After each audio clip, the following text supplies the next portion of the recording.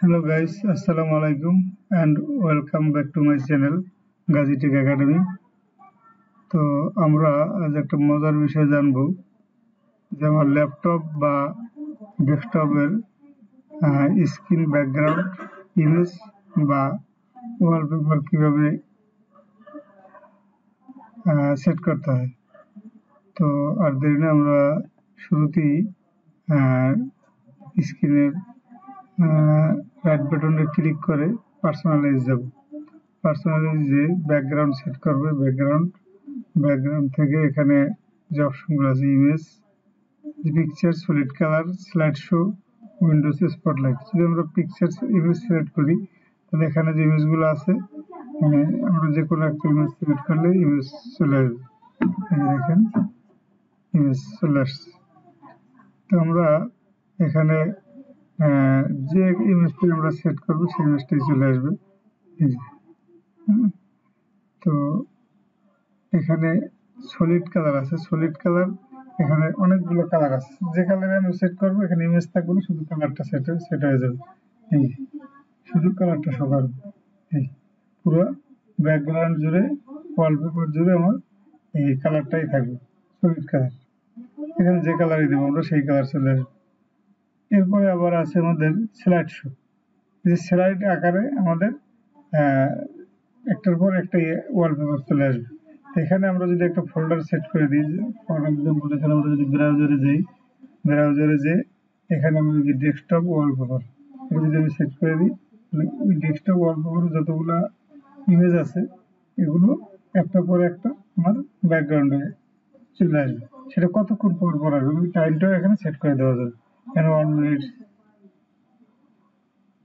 10 minutes, 30 minutes, যে যতক্ষণ time আমি দেবো ততক্ষণ পর ওয়ালপেপারে ইমেজগুলো চলে আসবে। এভাবে আমাদের স্ক্রিন ব্যাকগ্রাউন্ডের ওয়ালপেপার বা ইমেজ আমরা চেঞ্জ করতে পারবো।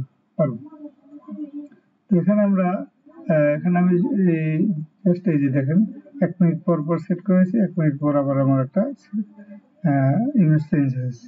তো এখানে যদি শুধু পিকচার দিয়ে আমি যদি আমার এই ইমেজটা আমার কাছে ভালো লাগে, এটা আমি যদি সেট করে দিই তাহলে আমার এই ইমেজটা চলে আসলো। স্ক্রিনের ব্যাকগ্রাউন্ডে এই ইমেজটা দেখতেও সুন্দর লাগে এবং আমার ফাইল ফোল্ডারগুলো খুব সুন্দরভাবে সাজানো, দেখতে ভালো লাগবে। কাজ করো, মজা পাওয়া যাবে এরকমের ওয়ালপেপার থাকলে। তো এরপরে আমরা একটা জিনিস দেখব যে আমার এই যে স্ক্রিনে আমাদের স্ক্রিন সেভার একটা ইমেজ অথবা যে কোনো 3D বা একটা ডিজাইন শো করবে। যখন আমার কাজ বন্ধ হয়ে যাবে, ওই কাজ শেষে দেখা গেছে যে একটা নির্দিষ্ট সময় পরে আমার স্ক্রিনে কালো হয়ে যাবে এবং ওই যে স্ক্রিন সেভার হিসেবে যেটা আমি সেট করে দেবো সেইটা ভেসে উঠবে। চলুন আমরা দেখি। আমার রাইট বাটনে ক্লিক করব, ক্লিক করে আমরা আবার পার্সোনালাইজ যাব।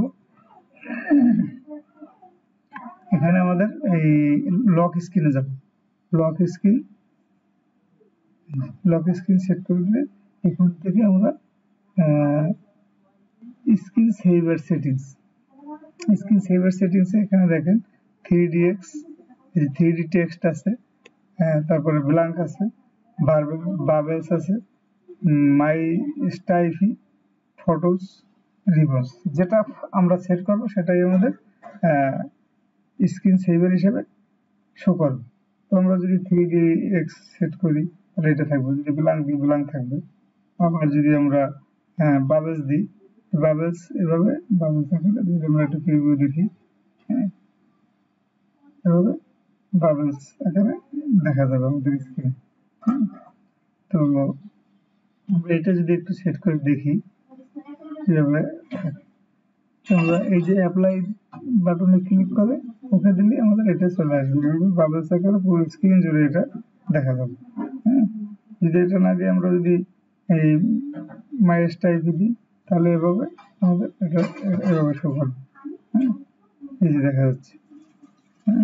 আবার যদি রিবন দিই, এই যে রিবন, এভাবে রিবন ফিতা এভাবে আমার ব্যাকগ্রাউন্ডে ওয়ালপেপারে এভাবে দেখা যাবে। তাও এটা নির্দিষ্ট টাইম পর পর দেখা যাবে। এখন আমরা যদি একটা সেট করে দেখাই জাস্ট 3dx, এইখানে যদি আমরা যাই, যাওয়ার পরে আমরা সেটিংসে যাব, সেটিংসে যে এখানে যেমন গাজী টেক একাডেমি আছে, এইটা আমার স্ক্রিনে শো করবে। ঠিক আছে, এখানে আবার ফন্ট সাইজ দিতে পারবো, এখানে আমাদের কালার সেট করে দিতে পারবো, রেজলিউশন হাই লো করে দিতে পারবো। তারপরে দিয়ে আমাদের যেমন গাজী টেক একাডেমি, ওখানে যদি আমি দিই জাস্ট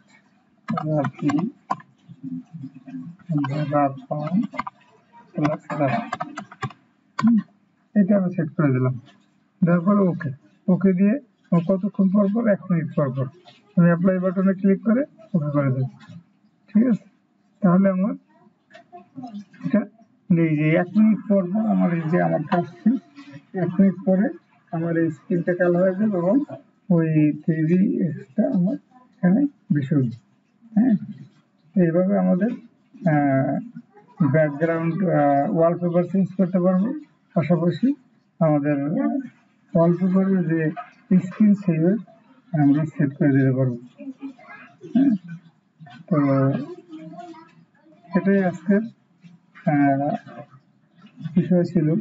তো আপনাদের কেমন লাগলো তা লাইক কমেন্টস করে জানাবেন এবং আমার চ্যানেলটাকে সাবস্ক্রাইব করতে ভুলবেন না। আবার আপনাদের মাঝে নিত্য নতুন ভিডিও নিয়ে আসবো, কমেন্টসে জানাবেন। ভালো থাকবেন, ধন্যবাদ।